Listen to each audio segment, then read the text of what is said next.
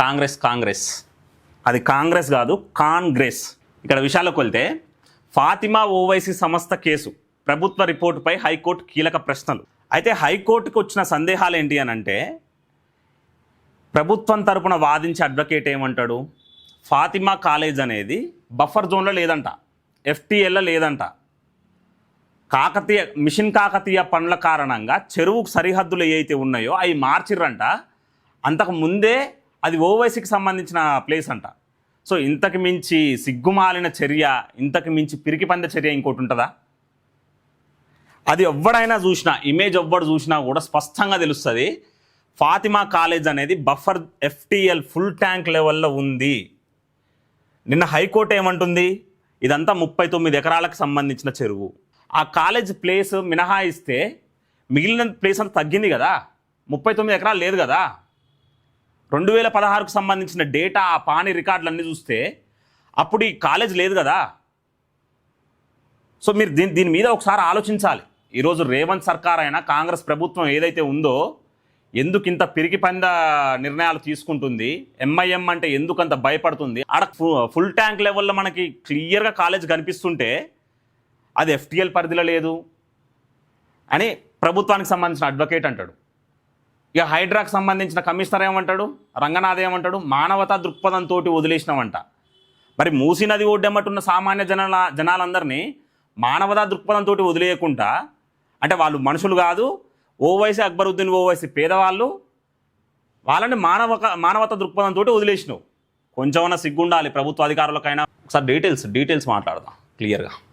సల్కం చెరువు కబ్జా కేసులో ప్రభుత్వ నివేదికపై హైకోర్టు అనుమానం. ఫాతిమా ఓవైసీ సంస్థ FTL పరిధిలో లేదన్న ప్రభుత్వ వాదన. ఇట్లా ఉంటుంది మీల పరిస్థితి.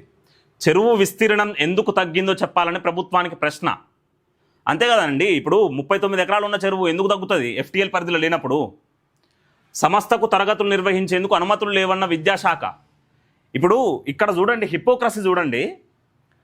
FTL పరిధిలో లేదు, అది ఓవైసీకి సంబంధించిన భూమే, అక్కడనే కాలేజ్ కట్టుకుర్రు, పర్మిషన్లు అంటే మీరు ప్రభుత్వం అంగీకరిస్తుంది అది ఓవైసీకి సంబంధించిన భూమి అని. అట్లాంటప్పుడు అనుమతులు ఇస్తేందుకు ఏంది మరి విద్యాశాఖ? తరగతులు నిర్వహిస్తేందుకు అనుమతులు ఇస్తేందుకు ఏంది విద్యాశాఖ? ఈ హిపోక్రసీ ఏంది? ఒకసారి ప్రజలు ఆలోచించాలి. పిటిషనర్కు భద్రత కల్పించాలని ప్రభుత్వానికి ఆదేశాలు. సల్కం చెరువు కబ్జా ఆరోపణలపై దాఖలైన పిటిషన్ను విచారించిన తెలంగాణ హైకోర్టు పలు కీలక వ్యాఖ్యలు చేసింది. బండ్లగూడలోని ఫాతిమా ఓవైసీ విద్యా సంస్థ చెరువు పూర్తి స్థాయి నీటి మట్టం FTL పరిధిలో లేదంటూ ప్రభుత్వం సమర్పించిన నివేదికపై న్యాయస్థానం సందేహం వ్యక్తం చేసింది. అంటే రంగనాథ్ ఏమంటాడు, మానవతా దృక్పథంతో వదిలేసినామని రంగనాథ్ అంటాడు, హైడ్రా కమిషనర్, హైడ్రా చీఫ్. ఇక్కడ వీళ్ళు ఏమంటారు, అది ఓవైసీ భూమి అని వీళ్ళు అంటారు. అంటే ప్రభుత్వానికి క్లారిటీ ఎందుకు లేదు? ఈ హిపోక్రసీ ఏంది? హిందువుల విషయానికి, పేదల విషయానికి వస్తారికి ఎందుకు మరి ఆ మానవతా దృక్పథం, ఆ కోణం ఎందుకు మిస్ అవుతుంది? ఒకసారి ఆలోచించాలి మనం. గురువారం జస్టిస్ NV శ్రవణ్ కుమార్ ధర్మాసనం ఈ పిటిషన్పై విచారణ చేపట్టింది. రెవెన్యూ, నీటిపారుదల శాఖలు సంయుక్తంగా నిర్వహించిన సర్వే నివేదికను అదనపు అడ్వకేట్ జనరల్ కోర్టుకు సమర్పించారు. మిషన్ కాకతీయ పనుల వల్ల చెరువు కట్టలు మార్పులు చోటు చేసుకున్నాయని, ప్రస్తుతం FTL పరిధిలో ఎటువంటి అక్రమ నిర్మాణాలు లేవని ప్రభుత్వం వాదించింది. అంటే ఈయన ఏమంటాడు, కాకతీయ పనుల కారణంగానే ఈ FTL పరిధి మారిందంట. మరిగా కొంచెమన్నా బుద్ధి ఉండాలి. ఆ పానీలన్నీ బయటకు తీస్తే ఇంతకుముందు ఉన్న డేటా మ్యాప్స్ ఉంటాయి కదా, శాటిలైట్స్ తప్పు చెప్పవు కదా. మీరు అబద్ధం ఆడవచ్చు, గూగుల్ అండ్ శాటిలైట్స్ తప్పు చెప్పవు కదా. ఆ శాటిలైట్కి సంబంధించిన ఇమేజెసే హైకోర్టు పరిశీలించి కొంచెమన్నా బుద్ధి తెచ్చుకోర్రా భయ అని చెప్పింది. ఏంది ఇంత పార్షాలిటీ అని తిట్టింది ప్రభుత్వాన్ని. ఎన్నిసార్లు చివాట్లు పెట్టినా కూడా రేవంత్ సర్కార్కి బుద్ధి రావట్లే. మిగిలిన విద్యా సంస్థలకి, మిగిలిన ఏవైతే చెరువులు ఉన్నాయో హైదరాబాద్ ప్రాంతంలోనే, ఆ చెరువు కట్టలేమటున్న విద్యా సంస్థలకి నోటీసులు ఇస్తారు. ఫాతిమా కాలేజీకి సంబంధించిన విద్యా సంస్థలకు ఎందుకు నోటీసులు ఇయ్యరు? మీరు దీనికి సమాధానం చెప్పాలి. అయితే ప్రభుత్వ నివేదికతో పాటు మ్యాప్లను పరిశీలించిన ధర్మాసనం అధికారులను పలు కీలక ప్రశ్నలతో నిలదీసినా సిగ్గురాదు, ఏం చేసినా సిగ్గురాదు వాళ్ళకి.